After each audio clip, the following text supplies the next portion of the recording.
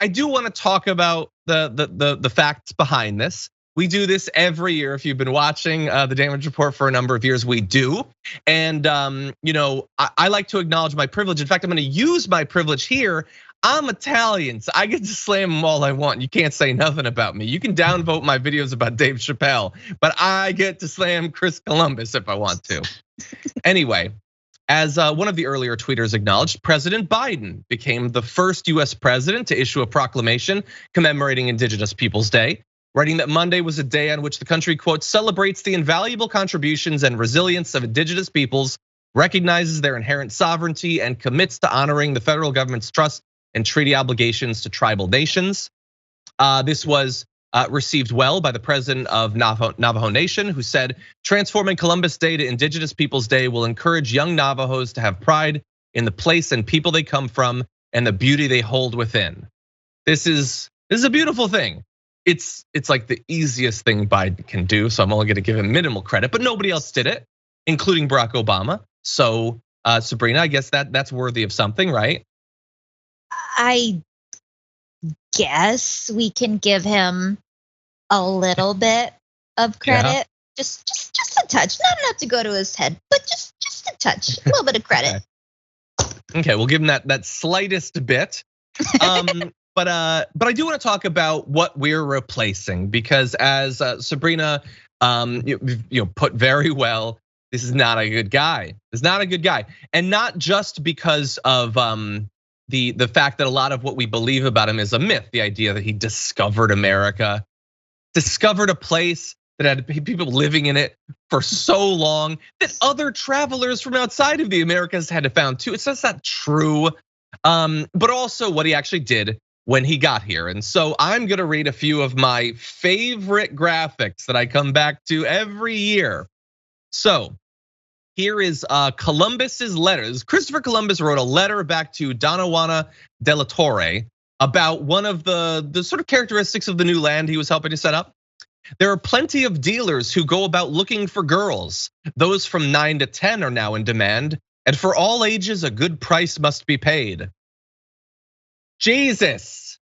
Now, I don't know for sure that he's referencing there 9 to 10-year-old girls being sold into sexual slavery, although they definitely were, and he was a part of it. But he definitely means enslaving 9 to 10-year-old indigenous girls, and he thinks it's cool. One of the people working under Columbus wrote a diary. That's how we know quite a bit of what happened at the time. Here's what he said. Here's an interaction that he had with Columbus. He said, while I was in the boat, I captured a very beautiful woman whom the Lord Admiral Columbus gave to me. When I had taken her to my cabin, she was naked, as was their custom. I was filled with a desire to take my pleasure with her and attempted to satisfy my desire. She was unwilling and so treated me with her nails that I wished I had never begun. I then took a piece of rope and whipped her soundly, and she let forth such incredible screams that you would not have believed your ears. Eventually, we came to such terms, I assure you, that you would have thought she had been brought up in a school for whores. That was one woman who Columbus gave to one of his workers as a sexual slave gift. That woman lived a life of unimaginable terror after that. And that is what Christopher Columbus did. He came to a place that had already been discovered and settled, and took the people that lived there, and those who did not die, and many died, and we'll turn to that, he believed were only as good as the materials they could deliver to him and the function they could serve as sexual slaves to be handed out like stocking stuffers. So he's an absolutely reprehensible individual. The idea that you would defend this person makes no sense unless you are explicitly trying to appeal to a broader base of racists. And that is apparently what is going on.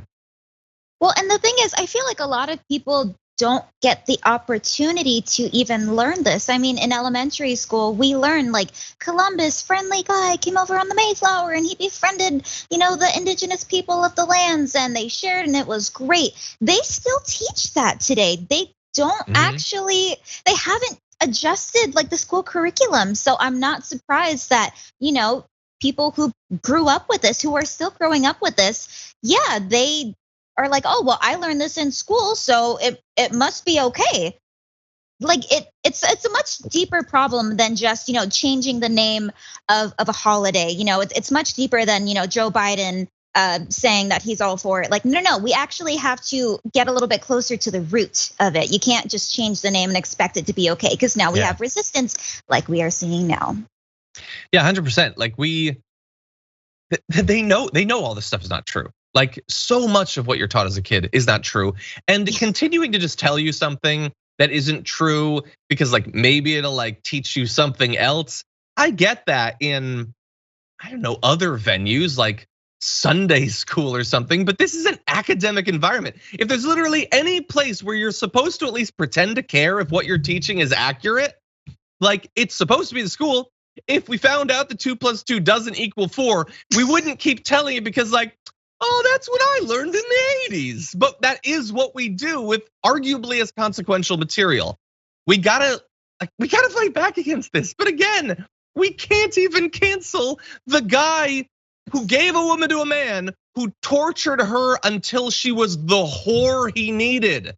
Like kids selling 9 and 10-year-olds into sexual slavery. And this is a movement defending him that if you ask them, they believe the most important thing is fighting back against an elite cabal of child sex traffickers. But they're defending one who literally was. Isn't that hypothetical? This is what he did. His men bragged about the prostitutes they were given by him, the slaves they were given, and they defend him. Again, they really hate fictional child rapists. They love real ones though.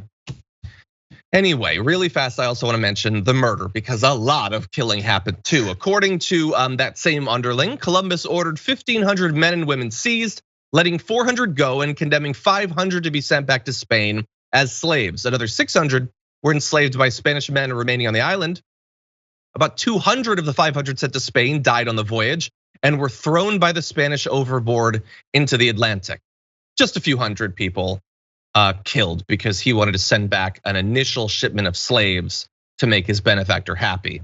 But that is nothing compared to what happened over time. There were about 300,000 inhabitants of Hispaniola in 1492. Between 1494 and 1496, 100,000 died, half due to mass suicide. And I don't know all of what happened on that island during those few years, but if it led 50,000 people to commit suicide, I have to imagine it was apocalyptic. Just a few years later, the population was down to 60,000. 40 years later, it was about 500.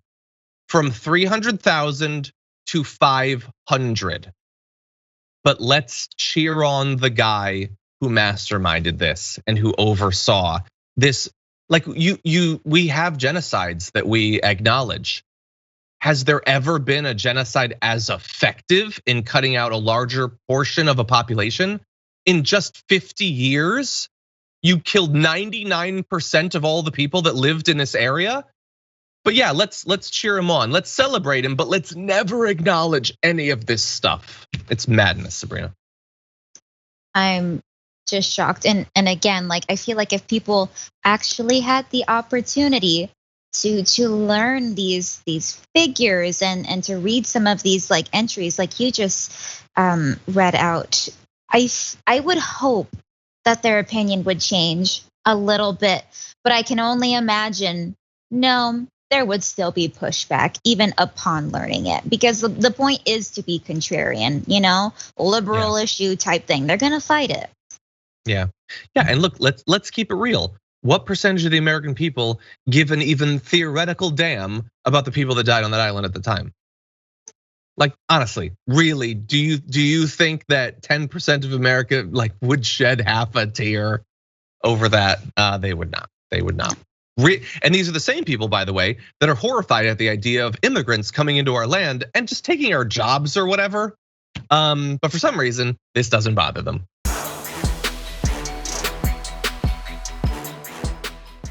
Check out the Damage Report podcast each day, wherever you get your podcasts, whether Pocket Casts or Stitcher or iTunes. You can join me as I give you the news and stories you want, with a range of co-hosts and interview guests jumping in on the fun each day. Again, that's the Damage Report, wherever you get your podcasts. And if you get them at iTunes, don't forget to rate and review. Sometimes I'll read them live on the show.